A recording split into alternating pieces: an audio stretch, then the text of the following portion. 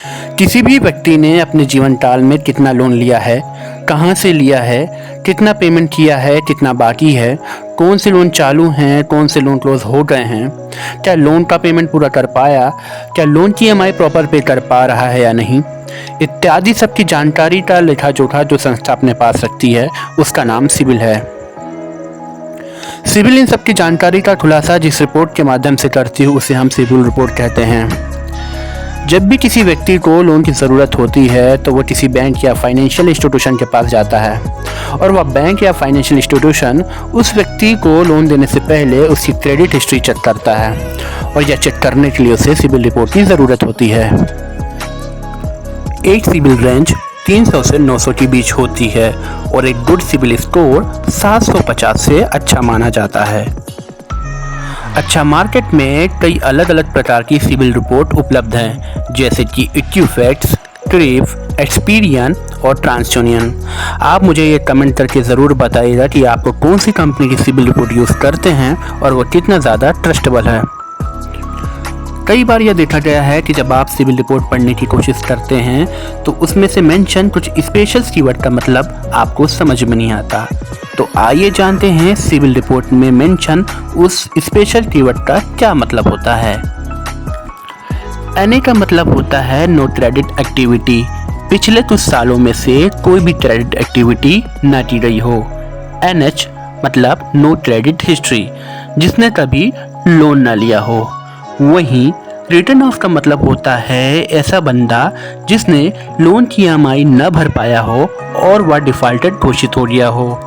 ये अक्सर 180 दिन से ज़्यादा होने की स्थिति में होता है। वही सेटलमेंट ऑफ का मतलब होता है जिस बंदे ने लोन की पूरी पेमेंट ना करते हुए थोड़ा बहुत भर के बैंक से सेटलमेंट करवा लिया हो। अब चलते हैं डीपीडी की तरफ। डीपीडी का मतलब डे पास्ट ड्यू है। आइए इसे एक उदाहरण से समझते हैं। अगर आपकी ईएमआई की डेट मान लो 5 जनवरी 2023 को है, लेकिन आपने पेमेंट 20 जनवरी 2023 को किया है, यानी आपने ईएमआई डेट के 15 दिन बाद पेमेंट की है, तब आपकी डीपीडी 15 दिन की होगी, जबकि आपकी डीपीडी 0 दिन की होनी चाहिए। अब जानते हैं एसटीडी का मतलब। एसटीडी का मतलब स्टैंडर्ड पेमेंट होती है। अगर आपने ईएमआई ड्यू डेट से 90 दिन के अंदर पेमेंट करी है तो वह स्टैंडर्ड पेमेंट में आएगा। वहीं एसयूबी का मतलब सब स्टैंडर्ड पेमेंट होता है। अगर आप ईएमआई ड्यू डेट से 90 दिन के बाद पेमेंट करते हैं तो वह एसयूबी कहलाएगा। अब जानते हैं एसएमए का मतलब। एसएमए का मतलब स्पेशल मेंशन अकाउंट होता है। इसका मतलब जब आपका पेमेंट स्टैंडर्ड से सब स्टैंडर्ड की तरफ जा रहा होता है तो उसे एसएमए माना जाता है। डीबीटी डाउटफुल सब स्टैंडर्ड। अगर कोई लोन सब स्टैंडर्ड हो जाता है और वह 12 महीने तक सब स्टैंडर्ड रहता है तो उसे डीबीटी बोलते हैं। एलएसएस जब लोन की एक भी ईएमआई न भरी गई हो उससे एलएसएस कहते हैं।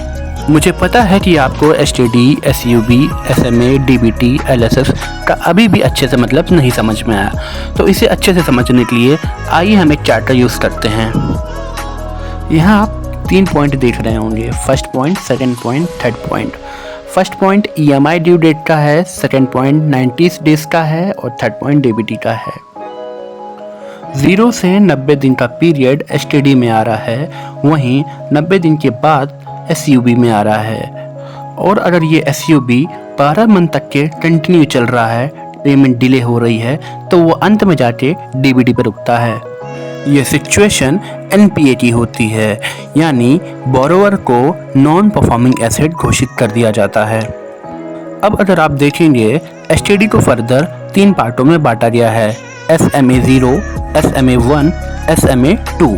यानी अगर किसी ईएमआई का पेमेंट करने में 30 दिन का डिले हो रहा है तो वो एसएमए 0 में आएगी, और वहीं अगर 60 दिन का डिले हो रहा है तो एसएमए 1 में आएगी, और अगर 90 दिन तक के डिले होता है तो वो एसएमए 2 में आएगी।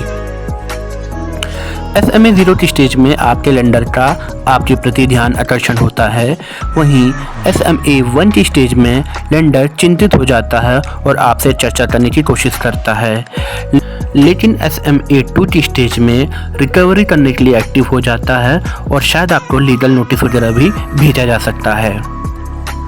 अब अगर आपको अपनी सिविल परफॉर्मेंस अच्छी रखनी है तो आपको कुछ बातों का ध्यान रखना पड़ेगा। पहला, सही टाइम पे रीपेमेंट करना। दूसरा, बहुत ही कम समय में ज़्यादा से ज़्यादा लोन न लेना। तीसरा, आपके द्वारा लिए गए लोन में सुरक्षित व असुरक्षित लोन को शामिल करना। चौथा, बार बार इंक्वायरी जनरेट न करना। पांचवा, और अपने दिए गए क्रेडिट लिमिट का कम से कम उपयोग करना।